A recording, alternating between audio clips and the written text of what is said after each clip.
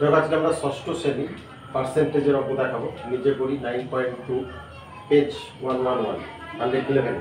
দেখো এখানে আমরা পার্সেন্টেজের অঙ্কর ক্ষেত্রে তোমাদের বেশ কিছু অঙ্ক এখানে আমরা তুলে নিয়েছি 111 পেজ থেকে।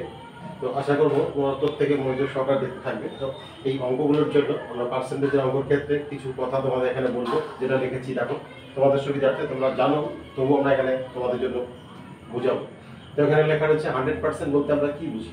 সম্পূর্ণ অংশকে ধরা হয়। তোমরা জানো সেটা, কোনো ভগ্নাংশ দেওয়া থাকলে যে ভগ্নাংশের সাথে 100% গুণ করলে যে মানটা আমরা পাই, যে উত্তরটা পাই, সেই অঙ্ক সেটাই কিন্তু আমরা অঙ্কের উত্তর হিসাবে দেখাই। এটা তোমরা জানো, এগুলো আমরা আগেই তোমাদের শিখিয়েছি। এছাড়াও দেখো আমরা একটা কথা বলবো যে দশমিক সংখ্যায় যখন কোনো প্রশ্ন থাকে তখন প্রথমে সেই দশমিক সংখ্যার অংশটাকে প্রশ্নকে আমরা সামান্য ভগ্নাংশে প্রকাশ করে নেবো।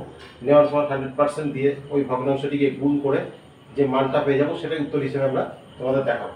তো অবশ্যই তোমরা জানো, সেটা আমরা এখানে তোমাদের সুবিধার্থে লিখেছি। তো এবার আমরা ধাপে ধাপে অঙ্কগুলো তোমাদের দেখাবো। দেখো প্রথমে 1 নম্বর প্রশ্ন এখানে দেওয়া আছে 19/100। এভাবে দেওয়া আছে সামান্য ভগ্নাংশ, দেখতে পাচ্ছ এটা প্রকৃত ভগ্নাংশ। এটা আমরা এভাবে লিখে নিলাম 19/100, তাকে গুণ করবো 100% দিয়ে, যেহেতু এখানে পার্সেন্টেজের অঙ্ক। তাহলে এই 100 যদি কেটে দিই তাহলে থেকে যাচ্ছে 19। এই 19টাকে পার্সেন্ট হিসেবে আমরা লিখে দিলাম। তো এই ক্ষেত্রে আমরা 3/5 এখানে দেওয়া আছে, আমরা 3/5টাকে লিখলাম, দিয়ে এখানে গুণ চিহ্ন দিয়ে আমরা 100% লিখবো, যেহেতু পার্সেন্টেজের অঙ্ক। তোমরা জানো পার্সেন্টেজের অঙ্কের ক্ষেত্রে এরকম নিয়মে আমরা তোমাদের শেখাবো, যেহেতু এখানে আমরা তোমাদের বুঝিয়েও দিয়েছি, তোমরা জানো সেটা। তাহলে 5 দিয়ে আমরা যদি 100 কেটে নিই, ভাগ করে নিই, তাহলে হয়ে যাবে 20। এই 20-র সঙ্গে 3 আমরা যদি গুণ করে নিই তাহলে 60 হয়ে যাবে। তাহলে 60%, এই অ্যান্সারটা আমরা দেখিয়ে দিলাম। দেখো এখানে আমরা সব তোমাদের লিখে দিয়েছি বোঝার সুবিধার্থে। 3 নম্বর প্রশ্ন 7/10, দেখবে 7/10 দেখতে পাচ্ছ।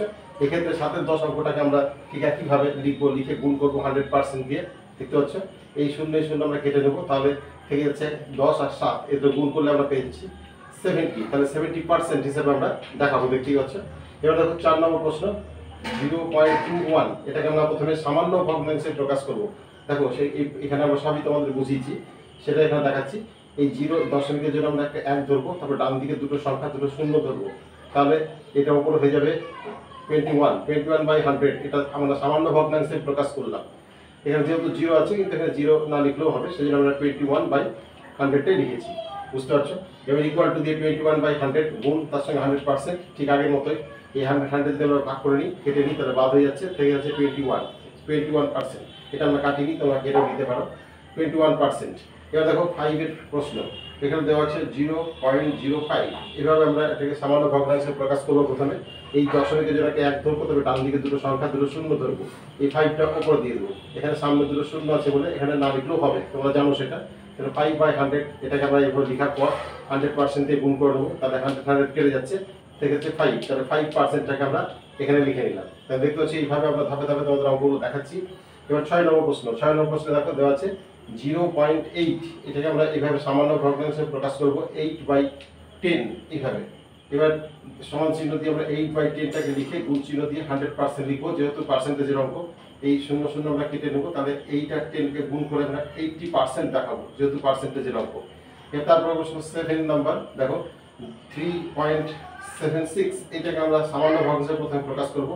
এই দশমিকের জন্য একটা 1, ডান দিকে দুটো সংখ্যা দেখতে পাচ্ছ, সেজন্য দুটো 0। এইভাবে তোমরা জানো সামান্য ভগ্নাংশে প্রকাশ করা হয়।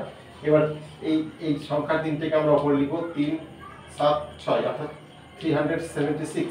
এইভাবে আমরা এটাকে উপর লিখে নিচে 100। এভাবে লেখার পর ইকুয়াল টু দেবো আমরা এই অংশটাকে, যেটা লিখেছি দেখতে পাচ্ছ, তাকে 100% দিয়ে গুণ করবো। 100 আমরা যদি ভাগ করে দিই কেটে যাচ্ছে, থেকে যাচ্ছে 376, 376। এটাকে আমরা লিখে আমরা পার্সেন্টেজ দিয়ে দেবো। এইভাবে তোমাদের শেখানো হচ্ছে। এবার দেখো 8 নম্বর প্রশ্ন, এটা একটা পূর্ণ সংখ্যা দেওয়া আছে 2 পূর্ণ 3/5। এটাকে আমরা পূর্ণ ভেঙে নেবো, এই 5-এর সঙ্গে 2কে গুণ করে নেবো, তোমরা জানো। তাহলে 10 হয়ে যাবে, তার সঙ্গে 3 যোগ, তাহলে এটা এইভাবে পূর্ণ ভাগ হয়, তোমরা অবশ্যই এটা জানো। এইটা গুণ করে 10 আর তার সঙ্গে 3 মানে 13 উপরে হয়ে গেল, 5 নিচে হয়ে গেল। এইভাবে আমরা একটা অপ্রকৃত ভগ্নাংশ পেয়ে গেলাম। এবার এই অপ্রকৃত ভগ্নাংশ যেটা পেলাম, সেটাকে আমরা এবার ইকুয়াল টু দিয়ে এই 13 আর নিচে 5, 13/5টাকে গুণ করবো 100% দিয়ে, ঠিক আগের মতোই। তাহলে এই 5 দিয়ে যদি আমরা 100কে ভাগ করে নিই, তাহলে 20 হয়ে যাবে। 20 আর 13 গুণ করলে, এই সংখ্যাটা যদি গুণ করে নিই, তাহলে 260% হয়ে যাচ্ছে। অবশ্যই গুণটা তোমরা করে নিতে পারবে। এইভাবে আমরা তোমাদের দেখাবো। এবার দেখো শেষ প্রশ্ন 9 নম্বর, এখানে দেওয়া আছে 2.5। এটাকে আমরা এই দশমিক তোলার জন্য এইভাবে একটা 1 ধরবো, ডান দিকে একটা সংখ্যা একটা শূন্য ধরবো, তাহলে দশমিকটা উঠে যাবে, তাহলে উপরে 25টা উপরে লিখবো। এই অংশটাকে আমরা এখানে লিখবো 25/10, গুণ চিহ্ন দিয়ে 100% লিখবো আমরা। এখানে একটা শূন্য কেটে নেবো, তাহলে 10 আর 25 যদি গুণ করে নিই তাহলে 250 হয়ে যাবে। এটা পার্সেন্টেজ হিসেবে আমরা দেখাবো। এইভাবে তোমাদের অঙ্কগুলো আজকে আমরা সমস্তই দেখালাম। আশা করবো ষষ্ঠ শ্রেণীর প্রত্যেকেই তোমরা মনোযোগ সহকারে বুঝতে পেরেছো।